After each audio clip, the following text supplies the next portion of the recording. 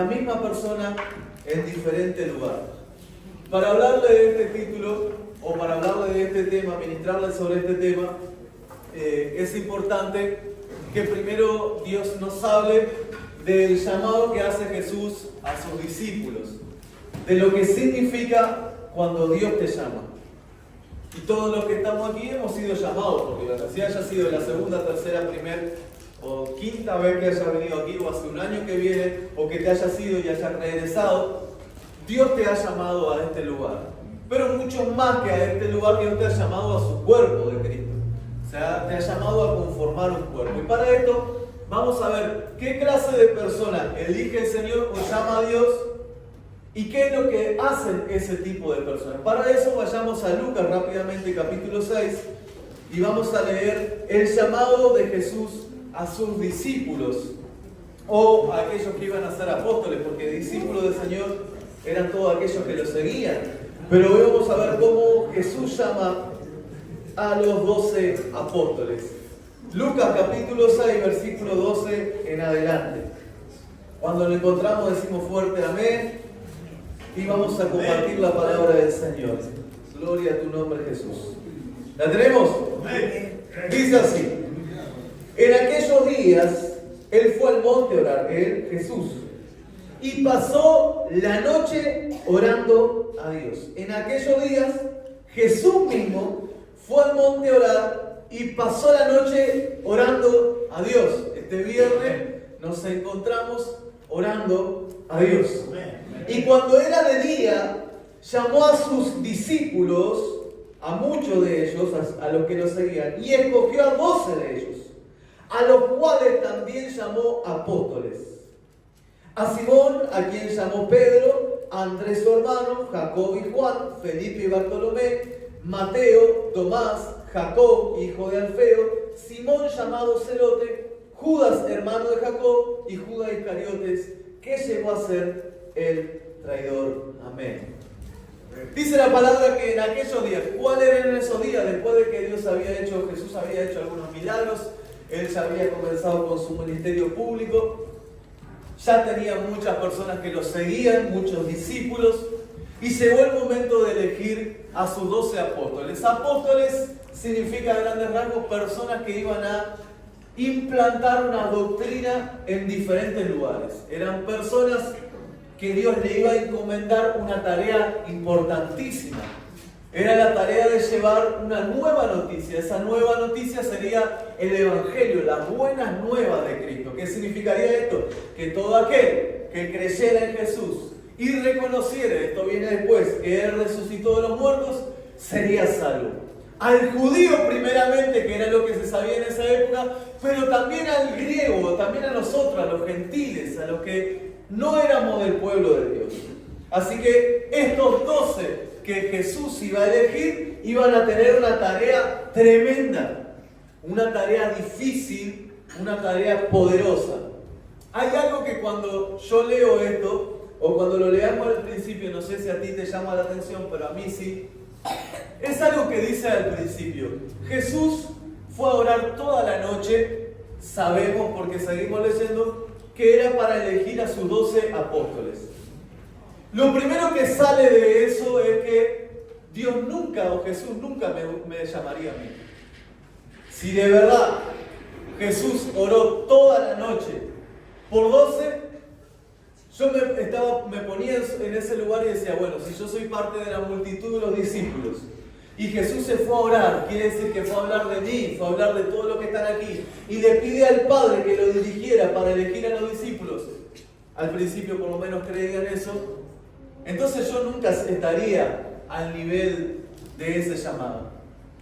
¿Qué tipo de personas, qué tipo de hombres, qué tipo de ser podía ser aquel que cayera en la suerte, la gracia de que Jesús mismo, luego de una noche entera de oración, los eligiera? ¿Qué tenían de diferente estos hombres? ¿Qué los diferenciaba? ¿Qué los distinguía? No sé si se han puesto a pensar, pero reitero, Jesús se fue a orar. Dios mismo hablando, intercediendo, Dios Padre, Dios Hijo y también Espíritu Santo, para elegir a aquellos 12 apóstoles que iban a ser encomendados para una tremenda tarea. predicar el Evangelio a toda criatura. Reitero, es una tarea demasiado poderosa, demasiado grande, como para que eligiera cualquier persona. Por lo menos así lo creemos, o así lo creía yo. Que Jesús esté orando, yo me imagino ahora diciendo Jesús, voy a orar por todos, toda la iglesia o toda Ciudad del Plata, más chico todavía, para elegir a algunos hombres que lleven el mensaje. Lo primero que yo diría cuando me enteré eso, yo ni participo de esa reunión. Ni voy a ir porque Dios nunca me llamaría a mí. Dios nunca me utilizaría a mí. No creo que Dios pueda utilizar un hombre como yo. Quizás también es tu pregunta, no creo que Dios pueda utilizar un hombre como yo o una mujer, según sea el caso. Entonces hoy vamos a hablar de dos de los discípulos. Aquí, en los versículos siguientes, en el 14 en adelante, dice cuáles eran esos. Simón, que era Pedro, Andrés su hermano, Jacobo y Juan, Felipe y Bartolomé, Mateo, Tomás, Simón el Celote, Judas el hermano de Jacobo y Judas el Iscariote. Hoy vamos a hablar de dos de ellos. Uno es Simón Pedro y otro es Mateo.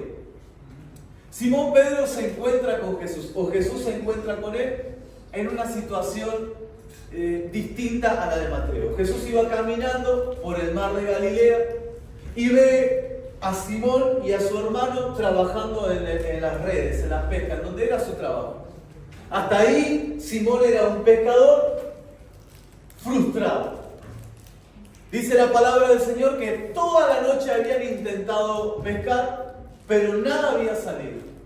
La palabra de Dios nos aclara de que Simón y Andrés, su hermano, eran buenos pescadores, pero que en el momento donde se encontraron con Jesús estaban en dificultades, en problemas.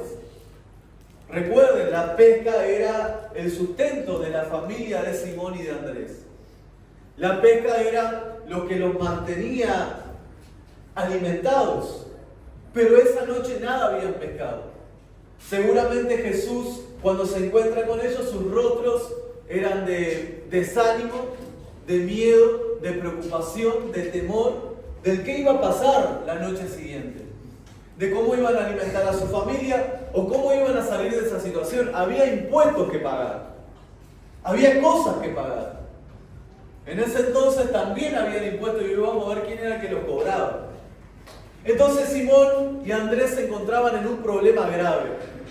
Eran personas del vulgo, sin un estudio, sin una familia que los pudiera representar por su apellido, y tenían problemas graves.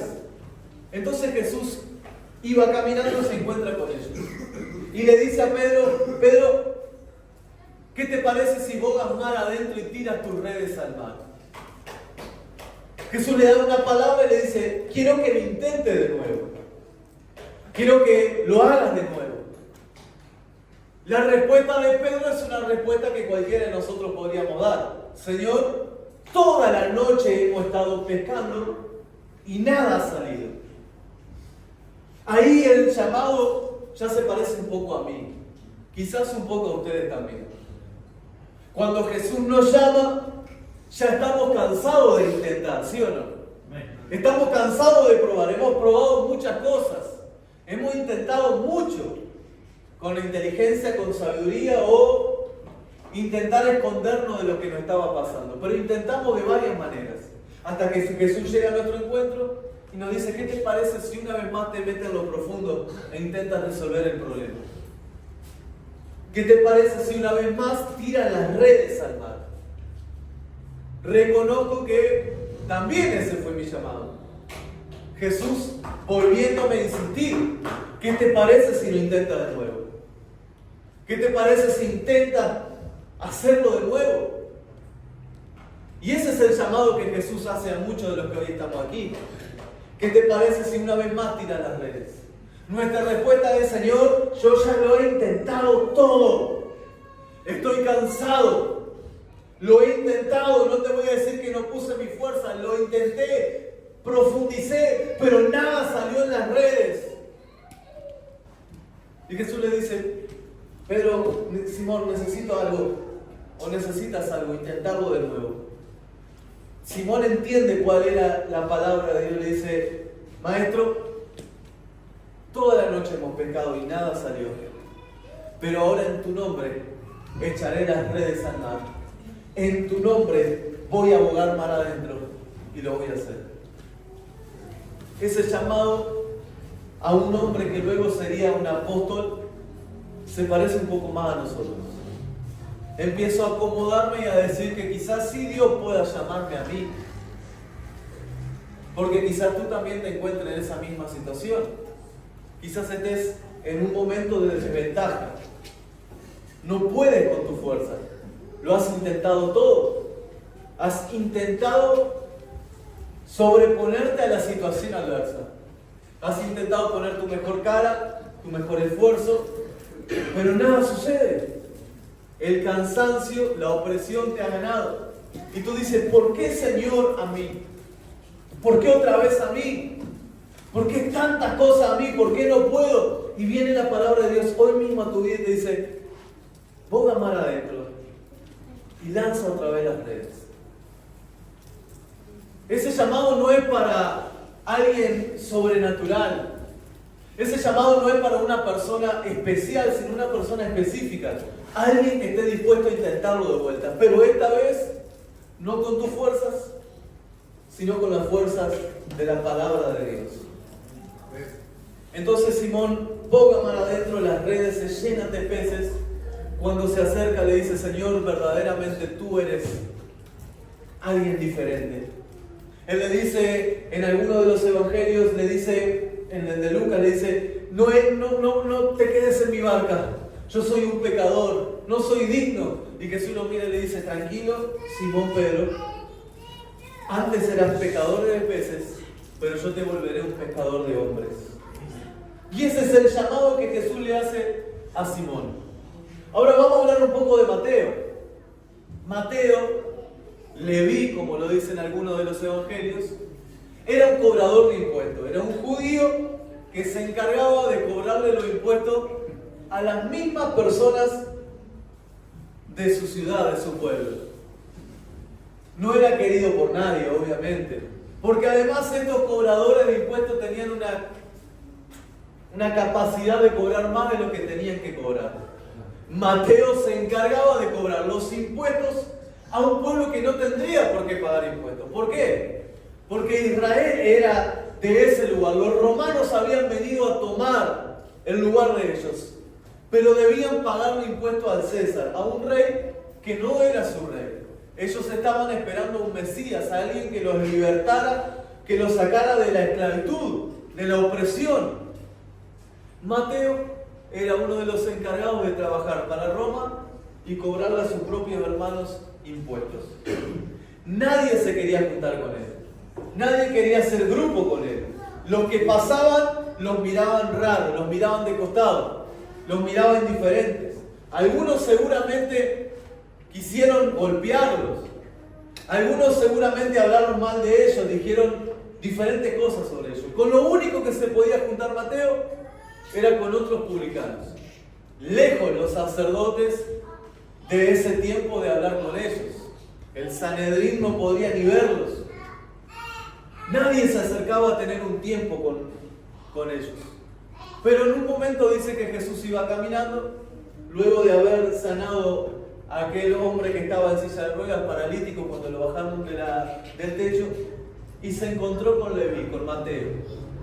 Acercándose a Leví le dijo, Leví, levántate y sígueme. Y Mateo rápidamente larga todo y sigue a Jesús.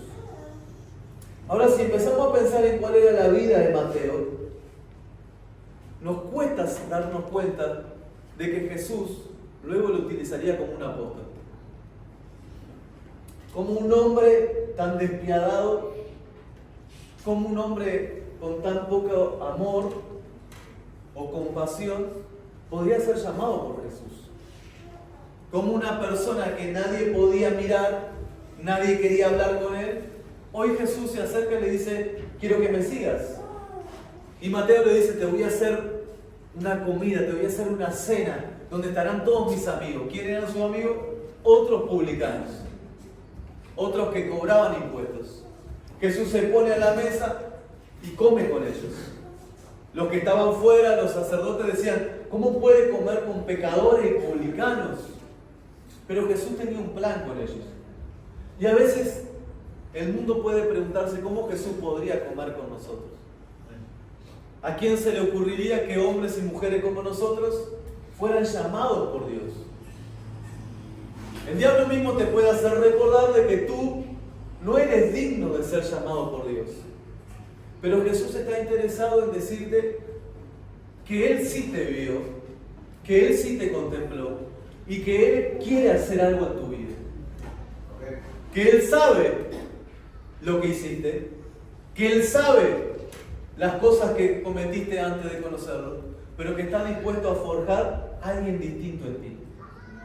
Ahora, por ahora esto ya lo hemos escuchado, quiero ir un poquito más profundo. ¿Qué les parece Pedro, pescador, con problemas financieros? Mateo, con un buen pasar, era empleado del gobierno romano, que le cobraba impuestos a los pescadores. Si entendemos que lo que quería hacer Jesús era unir a Pedro y a Mateo, es una de las cosas que vamos a entender por qué estuvo toda la noche orando. Pensémoslo así. Pedro estaba desesperado porque todo lo que hacía, lo que trabajaba era para pagar impuestos. Jesús se acerca a Pedro y le dice: vamos, sígueme, te voy a hacer pescador de hombres. Cuando va caminando con Jesús, Jesús se frena con alguien que le cobraba impuestos a Pedro y le dice las mismas palabras que le dijo a Pedro: levántate y sígueme. Ahora, ¿cómo puede haber una unión ahí? Un cobrador de impuestos con alguien que le pagaba impuestos. Y eso es el primer trato que quiere hacer Dios con la iglesia. El primer comunión que quiere tener Dios con la iglesia. Y te pregunta a ti qué pasaría si mañana por la puerta entra alguien que en algún momento te hizo daño. ¿Qué pasaría si estás orando y un día golpea la puerta de tu casa alguien que te hizo mal? ¿Cuál sería tu reacción? Conociendo un poco por las escrituras cómo era Pedro, yo creo yo que la Biblia no dice que al principio Pedro no le agradó mucho la idea de que aquel que cobraba impuestos y que era alguien que trabajaba para los romanos, ahora Jesús se encargara de llamarlos. Yo estoy seguro que la pregunta de todos los que estaban ahí era: ¿Jesús sabe quién es este hombre? ¿Jesús sabe de qué se trata? ¿Jesús sabe quién es? Pero el caminar con él se dio cuenta de que lo que Dios quería, que era la unión entre ellos, sea por amor. Yo estoy esperando que ustedes me sigan hasta aquí. ¿Sí? Ahora, por ahora Pedro y Mateo eran las mismas personas en diferentes lugares. Pedro ya no estaba pescando en el río, pero tenía las mismas actitudes de un pescador. Mateo ya no estaba en el banco de los publicanos, pero tenía las mismas actitudes que un publicano. ¿Por qué? Pedro y Mateo sabían algo: Jesús los amaba. Y quiero decirte algo: todos los que hoy estamos aquí reconocemos algo: Jesús nos ama, ¿sí o no?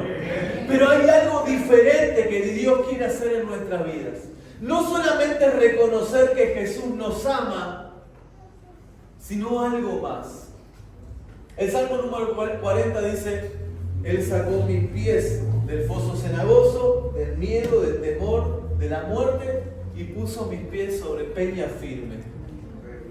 Creemos normalmente nosotros que el Evangelio es Jesús sacándonos de un lugar y trayéndonos a la iglesia. Pero vamos a leer el Salmo 40 para que lo podamos entender. Venimos rapidísimo, así que gloria al nombre del Señor. Salmo número 40. Y vamos a leer qué significa lo que David decía en este salmo.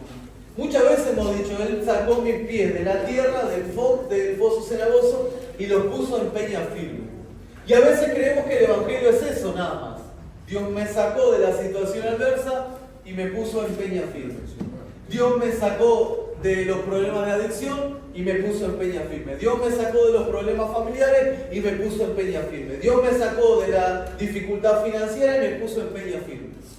Creemos que el Evangelio es eso.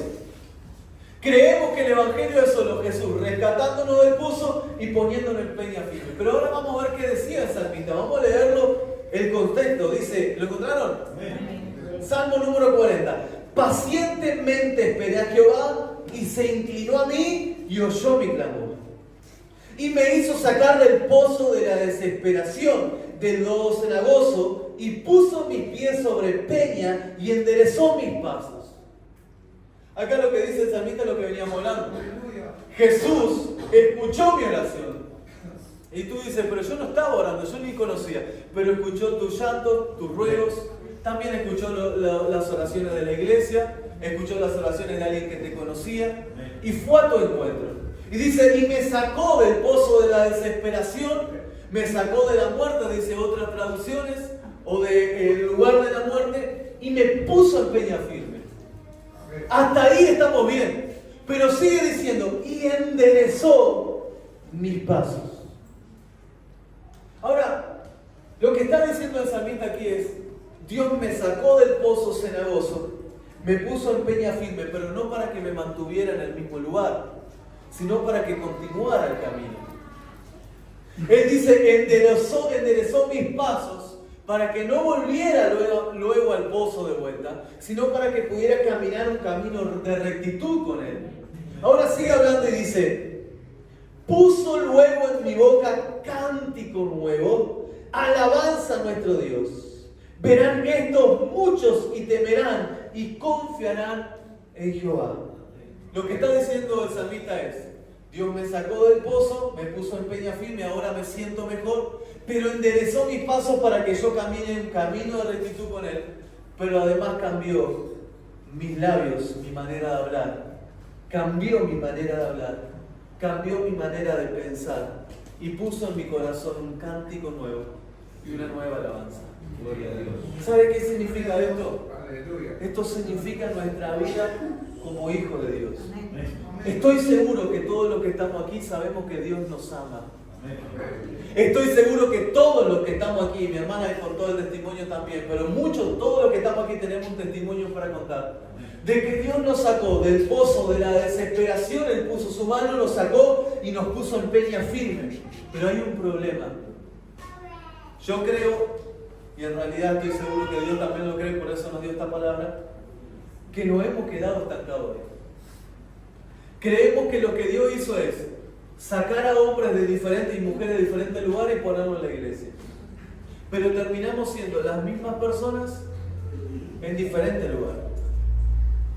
Tú dices, bueno, yo los domingos, antes, a esta hora, estaba todavía despierto, no había dormido. Y hoy estoy en la iglesia. Otros dirán, yo los domingos a esta hora me iba a vender cosas a la feria porque no soportaba la pelea de casa. Y hoy, gracias a Dios, estoy en la iglesia. Diferentes situaciones. Pero el problema es que Dios no quiere solamente eso. No quiere cambiarte de lugar físico solamente. No quiere que seas la misma persona en diferentes lugares. Y lo que estaba buscando Dios con Mateo y lo que estaba buscando Dios con Simón Pedro era que sean cambiados sus propias vidas. No solamente el lugar que frecuentaban, porque Jesús le dijo, no volverás a pescar peces, serás pescador de hombres. A Mateo le dijo, no volverás a sentarte en la mesa o en la silla del publicano, ahora te vas a sentar conmigo. Pero ¿sabe? Muchas veces nos quedamos ahí. Dios me rescató y ahora soy la misma persona yendo a la iglesia. Durante el proceso de los discípulos algo tiene que haber pasado. Mira, Pedro, al igual que Mateo y todos los que Jesús llamó, tenían una enseñanza de pequeños. Que un día vendría el Mesías, los rescataría de la opresión romana, pondría un gobierno, los gobernaría y serían libres. Esa es la enseñanza que hasta el día de hoy hay en Israel. Están esperando todavía un Mesías que haga eso. Que gobierne políticamente. Que los liberte de la opresión. Que sean un pueblo libre. Hasta el día de hoy los que no reconocieron a Jesús como el Cristo están esperando eso. Ellos, cuando fueron llamados por Jesús, también sentían eso. Dijeron, ahora sí, Jesús me llamó, ahora Él me va a liberar, ahora Él nos va a transformar. Y pasa algo más. Jesús los aparta como apóstoles. ¿Te imaginas lo que sentían esos hombres en ese momento? Eran personas que Dios iba a usar públicamente. Así nos sentimos nosotros cuando Dios dice, es tiempo de usarte, es tiempo de que seas un instrumento en mis manos. Pero había un problema. Ellos creían que iban a ser las mismas personas en diferentes lugares. Pedro no estaba dispuesto a que Jesús muriera. ¿Por qué? Porque parecía que ese hombre a la vista era su esperanza, que hiciera un gobierno y que los romanos se fueran por fin de ahí. Mateo también. ¿Saben por qué es esto? Porque en el momento que Jesús es encarcelado, todos ellos huyeron. Quiero hablarte un poco de esto. Quiero hablarte de cuando le huimos a Jesús. Quiero decirte que, aunque parezca que esto es una actitud solamente de los apóstoles que hemos leído de sus discípulos, quiero decirte que es una actitud de todos nosotros. Cuando creemos que Jesús lo que va a hacer en nuestra vida es librarnos de todos los problemas, de toda la situación adversa, nos va a poner en peña firme y nosotros lo único que tenemos que hacer es esperar. Eso pensaban los discípulos hasta el momento. Cuando vieron que Jesús era apresado, cuando vieron que Jesús lo llevaban y que iban a darle muerte, todos salieron corriendo, todos se escaparon. Pedro, Mateo, Jacobo, todos se fueron. Andrés, todos salieron corriendo, no quedó ni uno con él. ¿Saben por qué? Porque tenían una idea distinta a lo que debían de hacer. Pero Jesús le estaba enseñando durante toda su vida que ellos tenían que buscar otro reino. Ellos tenían que buscar otra manera de vivir. Pedro tenía que entender que su manera de resolver las cosas no era golpeando ni cortándole la oreja a alguien. Mateo tendría que entender que su manera de resolver sus problemas no era engañando. Y tú y yo tenemos que entender que los problemas que vivimos no es por falta de Dios en nuestra vida, no es por castigo de Dios en nuestra vida, sino porque Dios no quiere que seamos las mismas personas en otro lugar, sino que quiere transformarnos y que seamos diferentes. Pero antes que Jesús muriera dice, Señor, no te voy a permitir que mueras, no lo hagas. Pedro dice, no voy a permitir que lo ataquen a Jesús. Cuando Jesús es apresado, a él lo ponen, ustedes conocen esta historia, él estaba cerca de Jesús, lejos, pero por lo menos lo podía ver. Y le dicen, tú eres un seguidor de Jesús, tú eres un Galileo. Y él dice, no, yo no tengo nada que ver. Niega a Jesús varias veces. Yo muchas veces dije, Señor, qué locura la de Pedro, pero me cae tan bien Pedro que lo he estudiado un poco. Y dije, ¿sabe? En mis problemas también he hecho lo mismo que Pedro. He querido abrigarme con otro fuego. He querido mantenerme lejos tuyo para que no me condenen, pero de alguna manera cerca para poder verte, por si acaso hay alguna expectativa de vida. Y muchos de los que estamos aquí, cuando tenemos un problema, nos alejamos de Jesús, pero no tanto como para dejar de verlo. Somos las mismas personas en diferentes lugares. Venimos a la iglesia porque no queremos del todo dejar de ver a Jesús. Pero tampoco estamos dispuestos a reconocer que Él ahora es el Rey de nuestras vidas. Nos cuesta darnos cuenta que lo que Él quiere hacer es moldearnos. Dios no quiere tenerte en otro lugar simplemente. Dios quiere transformarnos a otro tipo de personas. A veces nos contentamos con el simple hecho de decir, bueno, yo ya no más habito en los lugares de antes, yo ya no voy más a los bailes, no salgo más a las noches, soy un hombre de casa, o una mujer de hogar. Y nos quedamos ahí. Dios me salvó, me rescató y hasta acá. Pero esa situación, ese pensamiento atrae un problema. Que cuando tengamos una dificultad, salgamos corriendo, pensando que la tarea de Dios es solo mantenernos en peña firme. Y que estar en peña firme significa no tener ningún problema. Pero acá el salmista decía, Él me puso en peña firme, enderezó mis pasos para que mis labios confiesen otra cosa diferente. Amén. Él me puso en peña firme, no para que deje de pelear, no para que me quede quieto, sino enderezó mis pasos y me dio una nueva alabanza, una nueva canción. No sé cuál es la canción que Dios te ha dado, pero quizás sea, hay victoria en el nombre de Jesús. Quizás sea Cristo, yo te amo. Esa es la canción que Dios transformó por lo menos en mi corazón. Y en cada momento difícil, cuando mis pies están a punto de resbalar, esa canción brota de mi corazón y una vez más me encuentro con Jesús diciéndole, te amo. Cristo, yo te amo. Y aunque están las lágrimas corriendo, Cristo, yo te amo. No hay nadie como tú, Jesús. Él perfeccionó la alabanza. Pero no significa que me enseñó a cantar, porque sigo cantando mal. Lo que significa es que Él me dio un cántico nuevo, una esperanza y una expectativa nueva. Yo no soy el mismo hombre en diferentes lugares. Soy un hombre nuevo que puede hacer diferente en los lugares. Escucha, entiende esto. Tú y yo somos hombres y mujeres nuevos que pueden hacer diferente en los lugares. Gracias, Señor. Y tú y yo vamos a enfrentarnos a problemas, a dificultades, nos van a engañar, nos van a fallar. Vamos a preguntarnos por qué ahora, Señor. Y Dios dice, yo ya hice la tarea, te saqué, ahora te puse en peña firme y lo que estoy haciendo ahora es perfeccionando la alabanza en tus labios. ¿Sabes qué significa perfeccionar la alabanza en tus labios? Que cualquiera sea el lugar donde te encuentres, seas tú el que cambie la atmósfera. Y no te estoy hablando de un lugar físico, te estoy hablando del problema, de la dificultad, del momento de llanto, del momento diferente. Que tú y yo tengamos un cántico nuevo. Aleluya. ¿Qué le pasó a Pedro y qué le pasó a Mateo? Antes de que Jesús muriera, corrieron, se escaparon.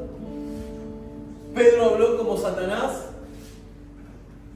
Pero luego que Jesús murió y resucitó, algo tuvo que haber pasado en los discípulos, que una vez que se escondieron, ahora estaban predicando en la azotea.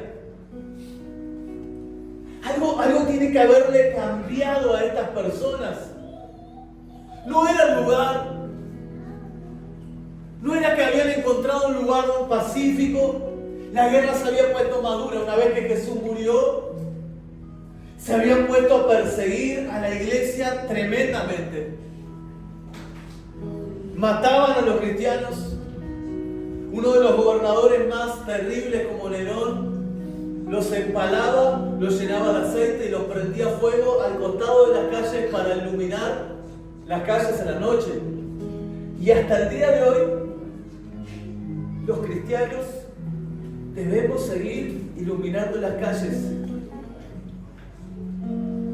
Pero ¿hasta dónde estamos dispuestos? Quizás tú no me entendiste. Los seguidores de Cristo, cuando confesaban que eran seguidores de Jesús, el Mesías, entonces el gobernante los mandaba a matar, los empalaba, los ponía en un palo y los prendía a fuego en las noches. Con eso eran alumbradas las calles. No eran los mismos hombres en diferentes lugares.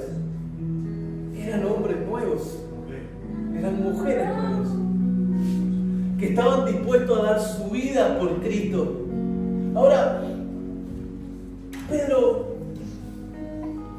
no daría su vida solamente por un hombre que le arregló su situación económica. Mateo no daría la vida por un hombre que solamente lo abrazó. Alguien tenía que haber pasado en estos personajes para haber cambiado. Es que reconocieron que Jesús era el rey de sus vidas, era la causa de su vivir, era el motivo por respirar, era su Dios, su rey, su salvador. Y Pedro un día dijo: no estoy dispuesto a que me crucifiquen como a mi maestro, no soy digno. Y pidió que lo crucificaran, pero dado vuelta. Y ese hombre que un día corrió a unas personas que le quisieron decir que él era seguidor de Cristo, ahora dijo: yo soy un seguidor de Cristo. Estoy dispuesto a morir por Él, por la causa de mi Señor.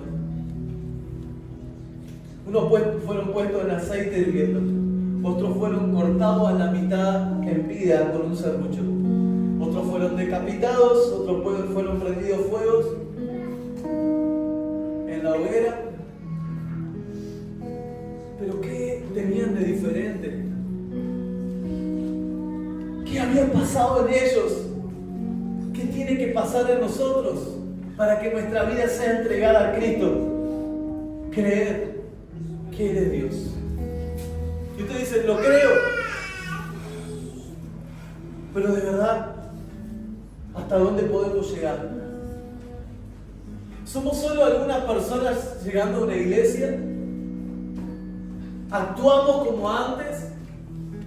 Si viene un cobrador de impuestos lo miramos raro. Si esta noche no salió la pesca, nos tiramos al abandono. Si nos persiguen, ya decimos: ¿por qué, Jesús? Yo ya no voy a pelear más. Si una vez intentamos pescar y no salió, nos rendimos. Pero igual seguimos viniendo a la iglesia.